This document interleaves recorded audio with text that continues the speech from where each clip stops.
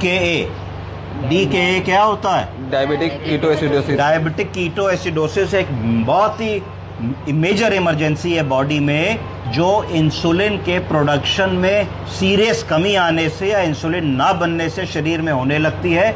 और इसमें क्या होने लगता है? ब्लड का पीएच चेंज होने लगता है और एसिडिक मीडियम होने लगता है ब्लड का, तो इसको डायबिटिक कीटोएसिडोसिस कह देते हैं। क्या कह देते हैं? Diabetic ketoacidosis. तो ये एक लाइफ थ्रेटनिंग सिचुएशन, अगर आपने तुरंत इसको नहीं पहचाना और तुरंत इस पर कार्रवाई नहीं करी तो मरीज की जान घंटों में जा सकती है। अब हम लोग समझते हैं कि डायबिटिक कीटोएसिडोसिस के कितने प्रकार होते हैं। तो 3 प्रकार होते हैं। पहला डायबिटिक कीटोएसिडोसिस, दूसरा एल्कोहलिक कीटोएसिडोसिस और तीसरा स्टारवेशन कीटोएसिडोसिस। तो डायबिटिक कीटोएसिडोसिस उन लोगों में होती है जिनको डायबिटीज़ होती है, डायबिटीज़ अनकंट्रोल्ड होती है, या डायबिटीज़ टाइप 1 होता है जिसमें शरीर में कोई इंसुलिन बनती ही नहीं है। एल्कोहलिक कीटोएसिडोसिस उन लोगों में होती है जो alcohol consumption, excessive alcohol consumption कर लेते हैं। और स्टारवेशन कीटोएसिडोसिस उन लोगों में होती है जो खाना पीना छोड़ देते हैं और जिन लोगों की डाइट बहुत कम हो जाती है, ऑलमोस्ट बेडरिडन हो जाते हैं, तो स्टार्व करने लगते हैं। जब स्टार्व करने लगते हैं तो बॉडी में कीटोन्स बनने लगते हैं। कीटोन्स बनने लगते हैं तो डायबिटिक कीटोएसिडोसिस उन लोगों में भी होने लगती है। कॉमन कॉजेज क्या क्या है डायबिटिक कीटोएसिडोसिस होने के?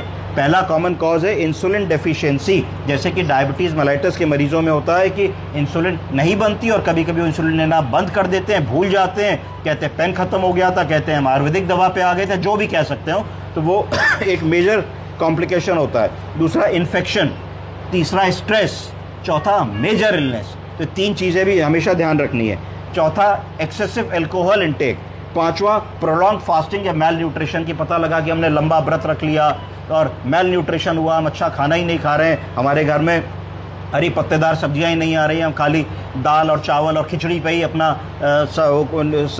समय व्यतीत कर रहे हैं। तो सिम्टम्स क्या क्या होंगे डायबिटिक कीटोएसिडोसिस के? जैसे ही मरीज आएगा आपके पास डायबिटिक कीटोएसिडोसिस का, उसका रैंडम शुगर बहुत बढ़ा आएगा, 500, 600, 700 होगा, तो पहला लक्षण होगा।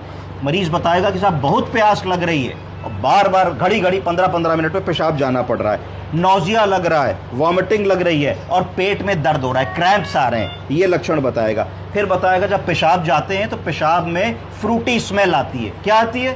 फ्रूटी स्मेल आती है, फलों जैसी स्मेल आती है। डीप रैपिड ब्रीदिंग है, जब हम सांस ले रहे हैं डीप रैपिड ब्रीदिंग हम हो रही है और कन्फ्यूजनल स्टेट हो रही है। कन्फ्यूजनल स्टेट का मतलब है दिमाग में क्लैरिटी नहीं है, सोचने समझने की क्षमता थोड़ी कम हो गई है। तो ये सारे लक्षण डायबिटिक कीटोएसिडोसिस की तरफ हमारा ध्यान आकर्षित करने चाहिए। डायग्नोसिस कैसे करोगे कि डायबिटिक कीटोएसिडोसिस है कि नहीं? ब्लड टेस्ट करोगे। क्या ब्लड टेस्ट करोगे? तुम देखोगे कि कीटोन का लेवल क्या है, तो हाई कीटोन्स आएंगे यूरिन में और ब्लड में भी नाप सकते हो, और ब्लड शुगर का लेवल